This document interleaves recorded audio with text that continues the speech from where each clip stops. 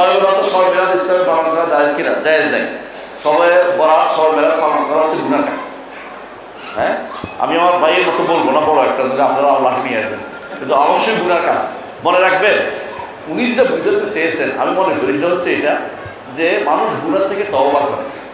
যে ব্যক্তি ওখানে যায় সে কিন্তু মনে করে কেন পেলাম, তওবাটা আসে। কিন্তু যে ব্যক্তি সম্রাট পালন করে সে আনন্দের সাথে করে, পয়সা খরচ করে, মনে করে বিশাল ভালো কাজ করছে। বুঝলেন না কথাটা? এটা তওবা করে না, হয়তো এটা বুঝাতে চেয়েছেন, এটাই বুঝতে চেয়েছেন।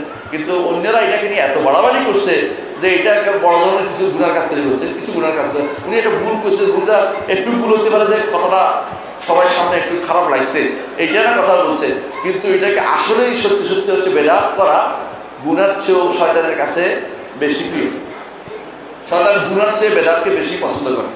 বেদাতে লাগাই দিছি তো এবারে সে অনেকগুলো, একটা বেদাত সামাল 10টা বেদাত নিয়ে আসবে, এবং দরকার হলে হাদিস বানাবে, দরকার কোরআন অপব্যাখ্যা করবে, কারণ তারা তো বেদাতের মধ্যে ফেলাই দিছে, হ্যাঁ, সিস্টেমে ফেলাই দিছে। নাউযুবিল্লাহ।